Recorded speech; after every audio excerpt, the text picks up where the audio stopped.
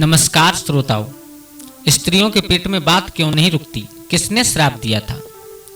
हाँ दोस्तों, चाहे कितनी भी गोपनीय बात क्यों ना हो, चाहे कितनी भी गंभीर बात क्यों ना हो, स्त्रियों की ये ताकत नहीं हुआ करती, स्त्रियों की ये सामर्थ्य नहीं हुआ करती कि उस बात को अपने पेट में रोक सके। ज़्यादा नहीं होगा तो अपनी माँ के साथ में शेयर कर देंगी, माँ को बता देंगी, लेकिन ऐसी कोई बात नहीं होती जो स्त्रियाँ अपने पेट में रोक सके। इसमें दोष नहीं है स्त्रियों का, इसमें स्त्रियों को एक श्राप लगा हुआ है, और वो श्राप किसने दिया वो आज हम आप लोगों को इस कहानी के माध्यम से बताएंगे। दोस्तों, बड़ी ही मार्मिक कहानी है, बड़ी ही मार्मिक कथा है। और हाँ, आप लोग ये मत समझना कि ये कोई मनगढ़ंत कहानी है, इसका प्रमाण है मेरे पास, और ये हमारी पौराणिक कथा है। अगर किसी को शंका हो तो कमेंट में आकर के जरूर पूछ सकते हो, और हम आपको हो सकता है तो उस चीज़ का फोटो लेकर के जरूर आपको सेंड कर देंगे, जो आप पढ़ लेना। मेरे भैया, इस कहानी से हम और आपको बहुत कुछ सीखने के लिए मिलेगा। इसके लिए आपको करना क्या होगा? आपको कुछ नहीं करना है, केवल इस कहानी को पूरा सुनना है ध्यान से। और दोस्तों, कहानी प्रारंभ करने से पहले आप लोगों से निवेदन करूंगा कि अगर आप हमारे गजब ज्ञान यूट्यूब चैनल पर नए दर्शक मेहमान बंधु बनकर के आए हैं तो प्लीज़ हमारे चैनल को सब्सक्राइब कर लीजिएगा, और हो सके तो अपने परिवार और दोस्तों के साथ शेयर जरूर कर देना। दोस्तों, शेयर करने से क्या होता है कि इस कहानी का लाभ उन लोगों को भी मिल सकता है। और हाँ, वीडियो को पूरा देखें, क्योंकि जब तक आप लोग पूरा नहीं देखोगे तब तक कोई बात समझ में नहीं आएगी, और आधा अधूरा ज्ञान हमेशा खतरनाक साबित होता है। फिर आप कहोगे कि ये बात समझ में नहीं आई। बात समझ में तभी आएगी जब आप लोग पूरा सुनोगे तब। तो आ जाओ, आप लोगों का ये कीमती समय बर्बाद ना करते हुए गौर करते हैं कहानी की तरफ कि स्त्रियों के पेट में बात क्यों नहीं रुकती, कारण क्या था, किसने श्राप दिया था, क्यों श्राप दिया था और किसे श्राप दिया था। आ जाओ, बताते हैं हम आपको। ये द्वापर युग की बात है। हाँ दोस्तों, द्वापर युग में जब भगवान योगीराज कृष्ण इस पृथ्वी पर मनुष्य रूप में अवतार धारण करने के बाद में भगवान नारायण आए थे कृष्ण के रूप में, तो देखो हस्तिनापुर में कौरव और पांडव दोनों भाई थे, चचेरे भाई। उन दोनों के बीच में एक युद्ध हुआ था, बहुत भयानक, और इतना बड़ा युद्ध हुआ था कि जब तक सूर्य और चंद्रमा रहेंगे तब तक उस युद्ध का इतिहास गवाह रहेगा। हाँ दोस्तों, तो कौरव और पांडवों के बीच में महाभारत का युद्ध चल रहा था कुरुक्षेत्र मैदान में। तो उस युद्ध का एक नियम था कि कौरव और पांडवों की सेनाएं लड़ा करती थी, कौरव और पांडव लड़ते थे, बड़े बड़े वीर बहादुर वीर गति को प्राप्त हो जाते थे। तो जब शाम को सूर्यास्त के बाद युद्ध विराम हो जाता था तो कौरव और पांडव अलग अलग समूह बनाकर, दोनों एक तरफ कौरव एक तरफ पांडव, रात्रि के समय अपने हाथ में गंगा जल लेकर के अपने जो सैनिक, बड़े बड़े सैनिक या छोटे सैनिक, जैसे भी सैनिक वीर गति को प्राप्त हो जाते थे, उनके ऊपर आकर के गंगा जल छिड़का करते थे। जो दुर्योधन कौरव की तरफ से आते थे सब लोग, वो तो उनकी सेना के जो शहीद होते थे यानी वीर गति को प्राप्त होते थे, मर जाते थे, उनके ऊपर गंगा जल छिड़का करते थे, मुख में डाला करते थे। और जो पांचों पांडव, भगवान कन्हैया, मैया कुंती, ये 7 लोग आया करते थे। ये पांडवों की सेना से जो वीर शहीद हो जाता था, वीर गति को प्राप्त हो जाता था, उनके ऊपर गंगा जल छिड़का करते थे। तो एक दिन की बात, कौन सा दिन था वो दिन था कि जिस समय अंगराज कर्ण को अर्जुन ने अपने हाथों से मार दिया था। हाँ दोस्तों, अंगराज कर्ण को अर्जुन ने मार दिया था, उसका वध कर दिया था, वीर गति को प्राप्त हो चुका था कर्ण। तो उसी युद्ध क्षेत्र में कर्ण पड़ा हुआ था। जब दुर्योधन महाराज अपनी सेना के ऊपर गंगा जल छिड़क रहे थे, तब तक गंगा जल छिड़कते छिड़कते धर्मराज युधिष्ठिर, मैया कुंती और चारों भाई और भगवान कन्हैया कहाँ वहां पहुंच गए जहां पर और कर्ण पड़ा हुआ था। तो धर्मराज महात्मा ने उस कर्ण को छोड़ दिया है, उसके ऊपर गंगा जल नहीं छिड़का। जब कर्ण के ऊपर गंगा जल नहीं छिड़का तो आप लोग जानते हो मां की ममता क्या होती है। एकदम कुंती मैया की आंखों से आंसू निकल गए। धर्मराज युधिष्ठिर ने कहा, मैया तुम रोई, और क्यों रोई, इसका कारण क्या है? तो आज मैया कुंती ने कहा, बेटा तेरे हाथ में गंगा जल लगा हुआ है, अगर तू थोड़ा सा गंगा जल, ये कर्ण पड़ा हुआ है इस युद्ध क्षेत्र में, इसके मुख में डाल दे तो बेटा ज्यादा अच्छा रहेगा। धर्मराज युधिष्ठिर ने कहा, मैया तुम इस करण के मुख में डालने की बात कह रही हो? तुम कह दो तो मैं चाय किसी के मुख में डाल दूं, देख ले इस करण के मुख में कभी नहीं डालूंगा, क्योंकि मैया सबसे बड़ा दुश्मन तो मेरा यही था। बोले बेटा ये तुम्हारा दुश्मन नहीं है। बोले फिर कौन है? हैं? दुर्योधन से ज्यादा दुश्मनी तो ये मानता था हमसे। बोले बेटा ये तुम्हारा दुश्मन नहीं है। बोले फिर कौन है? बेटा ये तुम्हारा बड़ा भाई है। क्या? बोले हाँ बेटा ये तुम्हारा बड़ा भाई है।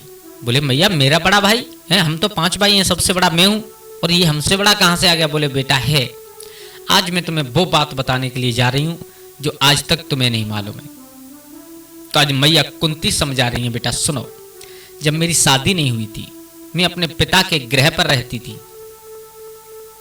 अपने पिता के आंगन में खेल कूद करके बड़ी हुई। तो एक दिन एक दुर्वासा नाम के महात्मा आए, और उन महात्मा ने आकर के मेरे पिता से कहा कि हम भोजन करना चाहते हैं। पिता ने कहा चलो कोई बात नहीं, मेरे घर में रानियां हैं, सब भोजन बनाएंगी, चलो आप बड़ा अच्छे सुंदर तरीका से भोजन करिए।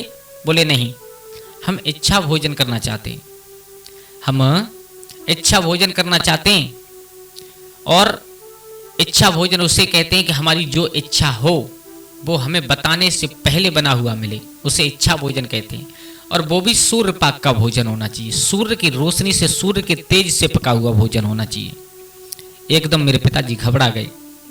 मैया कुंती समझा रही है धर्मराज युधिष्ठिर अपने बेटा को, बेटा सुन। एकदम मेरे पिताजी घबरा गए। उन्होंने कहा मेरे रानी तो कोई ऐसी नहीं है जो तुम्हें इस प्रकार का भोजन बना करके खिला सके, लेकिन मेरी बेटी है आंगन में एक, उस बेटी से जाकर के पूछता हूँ। बाबा जी आप थोड़ी देर रुकिए। मेरे भैया मेरे पिता ने आकर के जब बताया तो लाला सुनो, मैंने कह दिया कि महात्मा को रोक दीजिए और हम उन्हें भोजन, इच्छा भोजन कराएंगे। तो लाला हमने 1 महीने तक दुर्वासा महात्मा की सेवा की। वो स्नान ध्यान करके जब तक लौटते थे तो उन्हें वही भोजन सूर्य पाक से बना हुआ मिलता था जो उनकी इच्छा होती थी। 1 महीने तक महात्मा ने मेरी परीक्षा ली, लेकिन मैं जब परीक्षा में फेल नहीं हुई तो महात्मा ने मुझे एक माला दी थी मंत्रों से युक्त, और मुझसे कहा था सुनो, इस माला को लेकर के अगर तुम जिस देवता का आवाहन करके जिस देवता को बुलाओगी वो देवता तुम्हारे सामने आकर के खड़ा हो जाएगा। लाला वो माला देकर के महात्मा तो चले गए। तब तक मेरी शादी नहीं हुई थी, तब मैं तुम्हारे जन्म से पहले का वृत्तांत बता रही हूँ।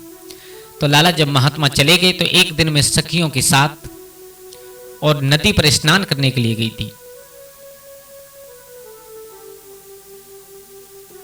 और जब नदी पर स्नान करने के लिए मैं गई तो मैंने विचार किया, बोले हो सकता है महात्मा झूठ बोल करके चले गए हो, तो महात्मा की इस माला की परीक्षा ली जाए, महात्मा की इस माला की परीक्षा ली जाए। तो लाला मैंने नदी के किनारे खड़े होकर के और मैंने ध्यान किया कि किस देवता को बुलाऊं, तो मुझे और तो कोई देवता का ध्यान नहीं आया, न कोई दिखा। मुझे सूर्य भगवान आकाश मंडल में चमकते हुए दिखाई दिए। तो मैंने ध्यान लगा करके कहा कि अगर मैंने सच्चे मन से महात्मा की सेवा की है तो सूर्य का जिस समय लाला मैंने आवाहन किया उसी समय सूर्य का एक अंश आकर के मेरे सामने खड़ा हो गया। उस सूर्य का अंश सामने आया तो मैं घबरा गई देख करके। सूर्य ने कहा कुंती तुमने हमें बुलाया, क्यों बुलाया? तो अब मेरे से कोई जवाब नहीं बना कि मैंने इन्हें क्यों बुलाया। तो सूर्य भगवान ने आशीर्वाद दिया, जा अगर तूने मुझे बुलाया है तो मैं ऐसे नहीं जाऊंगा, मैं तुझे आशीर्वाद दे करके जा रहा हूं कि जा तेरे एक मेरे ही समान तेज वाला पुत्र पैदा होगा। मैं एकदम घबरा गई क्योंकि मेरे पिता की लोक लज्जा थी, मेरी उस समय शादी नहीं हुई थी। अगर लाला सूर्य की कृपा से और मेरे उदर में गर्भ पलने लगा। अब मुझे बहुत चिंता हुई, लेकिन जाते जाते सूर्य भगवान ये कह कर के गए थे कुंती तू चिंता ना कर, ऐसा पुत्र पैदा होगा, ऐसा पुत्र पैदा होगा कि जब तक उस बच्चे का जन्म होगा तब तक तेरा उदर बिल्कुल भी मालूम नहीं पड़ेगा।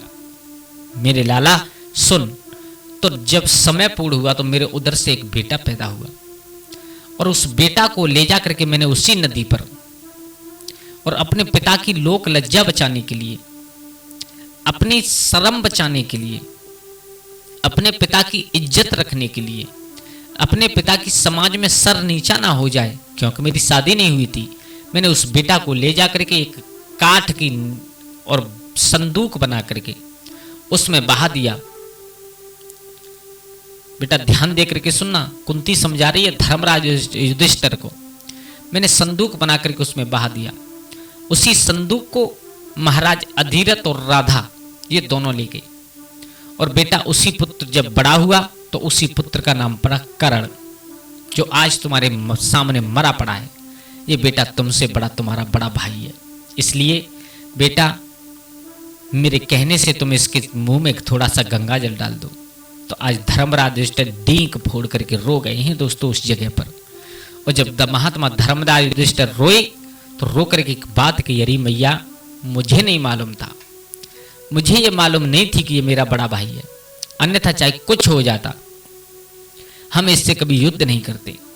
अगर मुझे मालूम होता ये मेरा बड़ा भाई है तो मैं अपने सर का मुकुट उतार करके इसके सर पर रख देता, लेकिन इससे कभी युद्ध नहीं करता। लेकिन मैया मेरी बात एक समझ में नहीं आई कि तूने इतनी बड़ी बात मुझसे छुपा कैसे ली है? तूने इतनी बड़ी बात हमसे छुपाई कैसे? अगर तू मैया चल तूने तब तेरी शादी नहीं हुई थी तब तुमने छुपा ली, कोई बात नहीं, लेकिन उसके बाद तुम हमें बता सकती थी। अगर मैया तुम हमें बता देती तो चाहे मुझे अपने बड़े भाई कर्ण के पैर छूने क्यों ना पड़ते, मैं अपने बड़े भाई कर्ण को मना करके अपनी तरफ कर लेता, कभी उससे युद्ध नहीं करता। और मैया सुन, आज मैं स्त्री जाति को एक श्राप दे रहा हूं। देखो धर्मराज ने उस जगह पर श्राप दिया है कि मैया तूने इतनी बड़ी बात मुझसे छुपाई, लेकिन आज के बाद चाहे बात छोटी हो चाहे बड़ी हो, स्त्रियों को मैं श्राप दे रहा हूं कि बात तो बहुत दूर ये स्त्रियां अपने पेट में पानी तक नहीं छुपा पाएंगी। हाँ दोस्तों, धर्मराज युधिष्ठिर ने इस जगह पर श्राप दिया है स्त्रियों को कि आज के बाद स्त्रियों के पेट में कोई बात नहीं रुक सकती, कोई बात ज्यादा दिन तक छुपा नहीं सकती हैं स्त्रियां। तो दोस्तों स्त्रियों का कोई दोष नहीं होता है। ये हमारे धर्मराज महात्मा जो पांडवों में सबसे बड़े थे, उन्होंने स्त्रियों को श्राप दिया है। तो ये है हमारे आज की कहानी, और इस कहानी से हमें यही सीखने के लिए मिलता है कि स्त्रियों का कोई दोष नहीं हुआ करता। इसमें महात्मा धर्मराज ने अपनी मैया कुंती से कहा था कि मैं आज स्त्रियों को श्राप दे रहा हूं कि आज के बाद चाहे छोटी बात हो चाहे बड़ी हो, चाहे कोई गोपनीय बात हो चाहे खुलासा करने वाली बात हो, लेकिन कोई भी बात स्त्रियां कभी छुपा नहीं पाएंगी। तो मेरे भैया यही कारण है कि आज भी आप देख लीजिए कि चाहे छोटी बात हो चाहे बड़ी बात हो, स्त्रियां कभी बात छुपा नहीं पाती। दोस्तों कैसी लगी आप लोगों को हमारी ये कहानी, हमारी ये कथा? अगर अच्छी लगी हो तो प्लीज़ हमारे चैनल को सब्सक्राइब करें और अपनी राय कमेंट में ज़रूर बताते जाएं, क्योंकि दोस्तों जब तक आप अपनी राय नहीं बताएंगे तब तक हमें क्या मालूम पड़ेगा हमने ये सही कहा है या गलत कहा है। और दोस्तों अगर ये बात सही लगी हो तो प्लीज़ हमारे चैनल को सब्सक्राइब कर लें, हो सके तो अपने परिवार और दोस्तों के साथ शेयर जरूर करें। आज के लिए बस इतना ही, कल फिर मिलते हैं किसी एक नई कहानी एक नई चर्चा के साथ। तब तक के लिए सभी लोग आनंदित रहें, खुश रहें। जय श्री राधे, जय श्री राम।